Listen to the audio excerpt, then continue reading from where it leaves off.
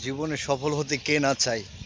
খেয়ে না চায় সফল হতে, কিন্তু সফল তো সবাই হতে পারে না। হাতে গোনা দুই একজন সফল হয়, আর সব মানুষই আফসোস করে বেড়ায় সারা জীবন। সফল হতে হলে কয়েকটা টেকনিক জানতে হবে আগে। পৃথিবীর মধ্যে সব মানুষই সফল হতে পারে, তবে মেন্টালিটিটাই, মানুষের মাইন্ড সেট আপ করাটাই সবচেয়ে বেশি গুরুত্বপূর্ণ বিষয়।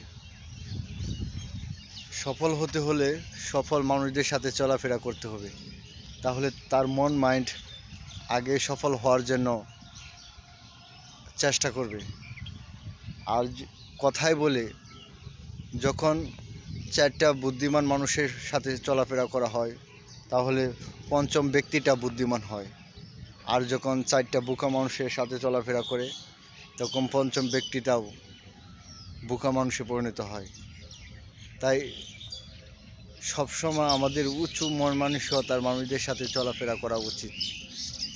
এতে মানুষের ভালোবাসা পাওয়া যায় এবং নিজের মন অনেক বড় হয়। সফলতা কখনো আকাশ থেকে ভেঙে পড়ে না যে চাইলাম আর সফল হয়ে গেলাম। সফল হতে হলে অনেক কঠোর পরিশ্রম করতে হবে, কারণ কথায় আছে পরিশ্রমের সফলতার চাবিকাঠি। তবে পরিশ্রমটা সঠিক জায়গায় প্রয়োগ করতে হবে, তাহলেই মানুষ সফল হতে হবে।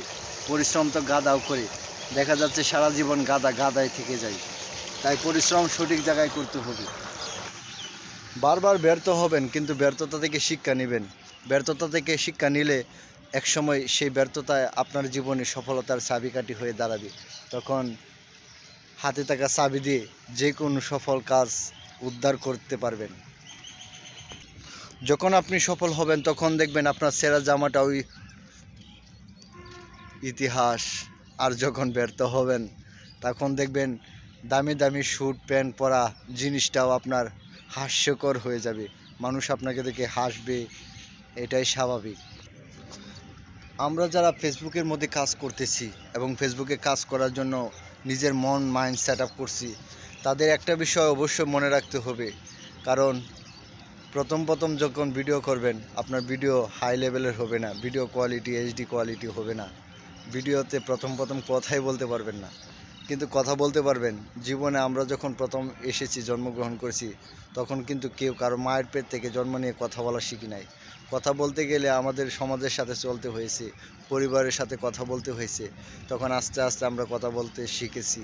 এভাবেই আপনি যখন ফেসবুক প্ল্যাটফর্মে কাজ করবেন, তখন দেখবেন আস্তে আস্তে আপনার জড়তা কেটে গেছে। কথা তো সবাই বলতে পারে, কিন্তু সঠিক জায়গায় সঠিকভাবে কথা বলা, উপস্থাপন করা একটা বড় একটা শিল্প, আর্ট। আপনি যদি কথা বলার দক্ষতা অর্জন করতে পারেন, সুতরাং কথায় আছে যে সঠিক কথা সঠিক জায়গায় বলতে পারলে আপনার কথাটাও অনেক সুমধুর হবে। আর যদি কথার কারণে মানুষ জুতার বাড়ি খায়, আবার কথার কারণে মানুষ ফুলের মালা, মানুষের ভালোবাসা পায়।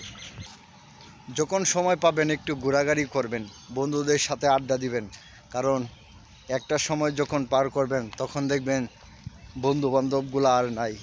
হাতে সময় থাকলেও তখন আর ইচ্ছা থাকবে না মনে, বার্ধক্যজনিত কারণে। তখন দেখবেন যে আপনার ভালোবাসার অনেক মানুষগুলোই আপনার কাছ থেকে চলে গেছে, সবাই নিজ নিজ কর্মে ব্যস্ত, তখন আর তেমন সময় পাবেন না। তাই যখন সময় আছে, সেই সময়টাকে কাজে লাগান, বন্ধু বান্ধবের সাথে আনন্দ মুহূর্তগুলো শেয়ার করেন।